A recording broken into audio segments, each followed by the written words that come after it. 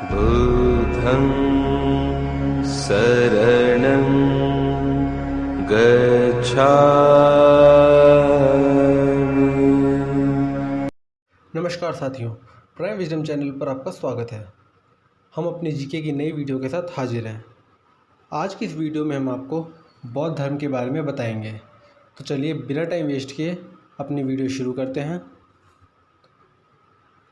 सबसे पहले हम गौतम बुद्ध से संबंधित कुछ बातें जानेंगे कि उनका जन्म कहाँ हुआ था, उनकी मृत्यु कहाँ हुई थी, उन्हें ज्ञान प्राप्ति कहाँ हुई थी और उन्होंने अपना पहला उपदेश कहाँ दिया था। तो इसको हम एक तरकीब के माध्यम से सीखेंगे और वो तरकीब है लव कुश। पहले तो लव कुश के बारे में जानेंगे। ये जो लव कुश है, लव का मतलब हुआ लुम्बिनी, यानी कि गौतम बुद्ध जी का जन्म लुम्बिनी में हुआ था।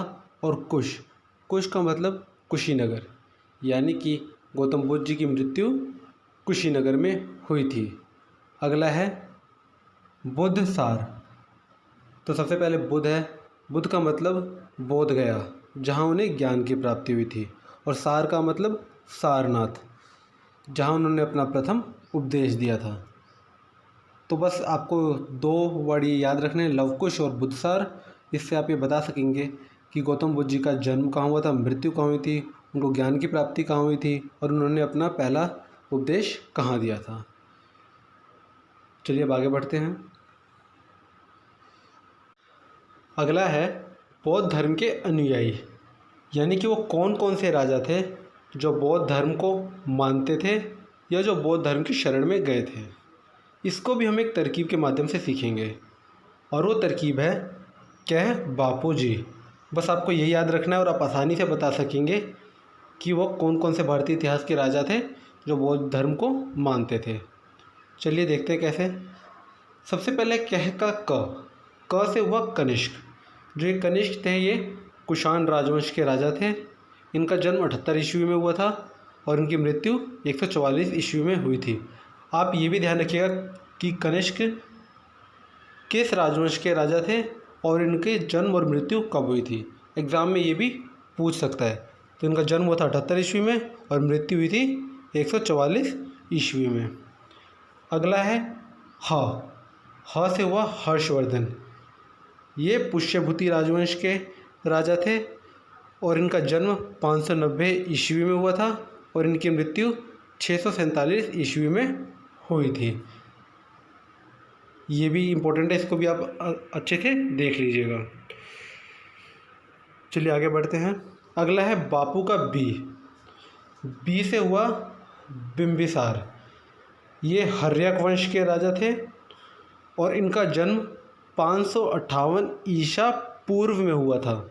याद रखिएगा, ईसा पूर्व। और इनका जो मृत्यु हुई थी वो 491 ईसा पूर्व में हुई थी। इसको भी ध्यान रखिएगा। अगला है ए से हुआ अशोक। ये मौर्य वंश के राजा थे।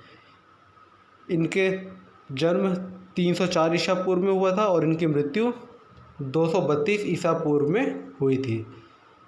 ये काफ़ी इम्पोर्टेंट है अशोक का, इनको भी आप ध्यान रखिएगा।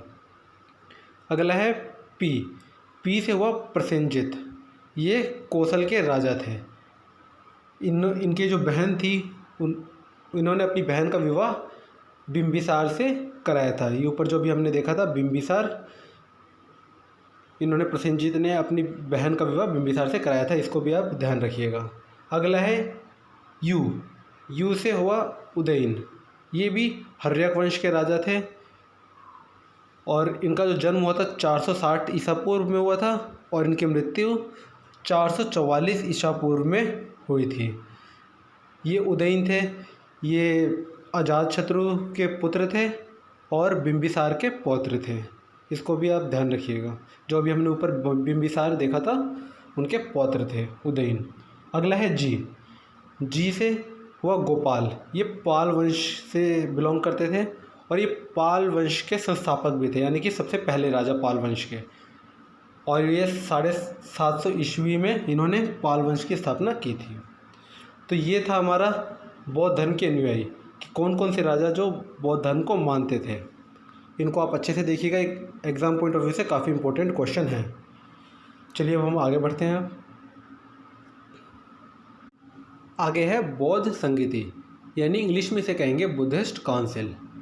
हमारे इतिहास में मुख्य रूप से 4 बौद्ध संगीति हुई थी और अब हम इन चारों को तरकीब के माध्यम से सीखेंगे कि कब हुई थी, किस राजा ने करवाई थी, किस स्थान पर हुई थी और इनके अध्यक्ष कौन थे। तो सबसे पहले हम प्रथम बौद्ध संगीति के बारे में देखेंगे। ये 483 ईसा पूर्व में हुई थी। इसको आप बस ध्यान रखिएगा, 483 ईसा पूर्व की प्रथम बौद्ध संगीति कब हुई थी। अब हम इसे तरकीब के माध्यम से सीखेंगे कि किसने करवाई थी। तो इसकी तरकीब है आज राम। याद रखिएगा, आज राम प्रथम बौद्ध संगीति के बारे में।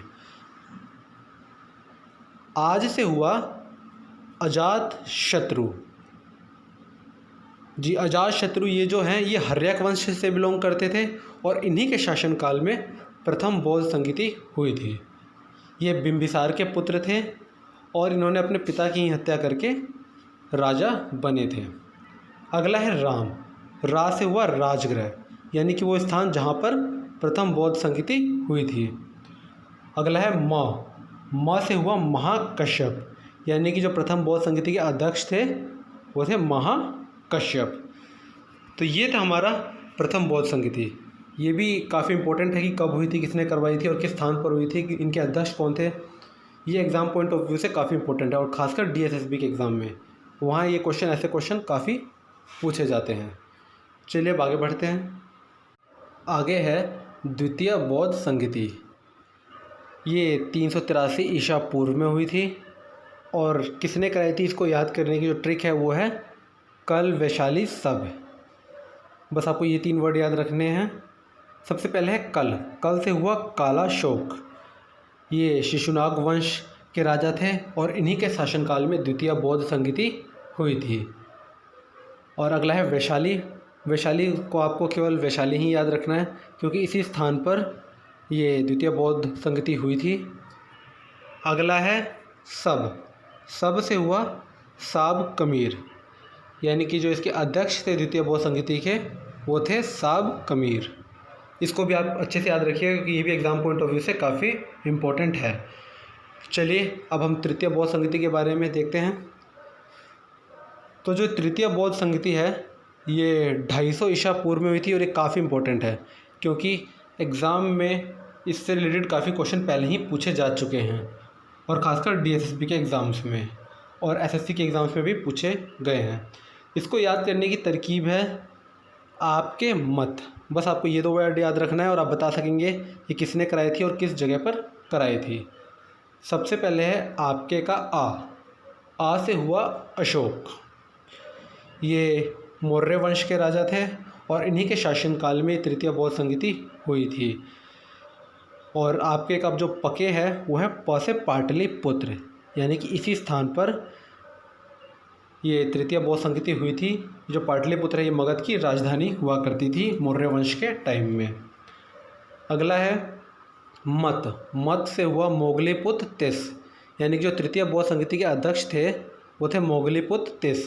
ये काफ़ी इंपॉर्टेंट है, इसको भी आप अच्छे से याद रखिएगा। तो ये थी हमारी तृतीय बौद्ध संगीति। चलिए अब आगे बढ़ते हैं।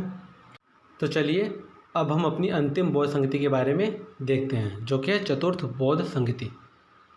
ये 98 ईस्वी में हुई थी। ध्यान रखिएगा कब, 98 ईस्वी में। और किसने करवाई थी और किस स्थान पर करवाई थी, इसको जो याद रखने की तरकीब है वो है कणकु अब। बस आपको ये 2 वर्ड याद रखने हैं, कणकु अब। चलिए देखते हैं कैसे। सबसे पहले है कणकु का कण। कण से हुआ कनिष्क। ये कुषाण वंश के राजा थे और इन्हीं के शासनकाल में चतुर्थ बौद्ध संगीति हुई थी। जो कनिष्क हैं इनको द्वितीय अशोक के नाम से भी जाना जाता है। हो सकता है कि एग्ज़ाम में आपसे ये प्रश्न पूछा जाए कि द्वितीय अशोक के नाम से कौन प्रसिद्ध थे, तो इसका उत्तर होगा कनिष्क। चलिए आगे देखते हैं। अगला है कणकु का कु। कु से हुआ कुंडलवन। ये कश्मीर में है और इसी स्थान पर चतुर्थ बौद्ध संगीति हुई थी। और अब इनके अध्यक्ष कौन थे ये इसको देखेंगे। तो इसके लिए याद है अब का जो अ होगा, अ से हुआ अश्वघोष। ये उपाध्यक्ष थे। ध्यान रखिएगा, जो अश्वघोष थे ये उपाध्यक्ष थे। और बा से हुआ वसुमित्र। ये जो हैं ये अध्यक्ष थे। ध्यान रखिएगा, कन्फ्यूज़न मत करिएगा इसमें। आपका जो आ से हुआ, आ से अश्वघोष ये उपाध्यक्ष थे और वा से वसुमित्र ये अध्यक्ष थे। तो ये थी हमारी चतुर्थ बौद्ध संगति, इसको भी आप अच्छे से देखिएगा, ये भी काफ़ी इम्पोर्टेंट है। तो आज की इस वीडियो में बस इतना ही। आज की इस वीडियो में हमने बौद्ध धर्म के बारे में जाना, बुद्धिस्ट काउंसिल जो बौद्ध संगतियाँ हुई थी उसके बारे में पढ़ा। तो उम्मीद है आपको वीडियो बहुत पसंद आई होगी। यदि हाँ तो वीडियो को लाइक और चैनल को सब्सक्राइब ज़रूर करें। हम अपनी अगली वीडियो के साथ जल्दी हाजिर होंगे, तब तक के लिए धन्यवाद। प्लीज़ लाइक एंड सब्सक्राइब और बेल आइकन दबाना न भूलें।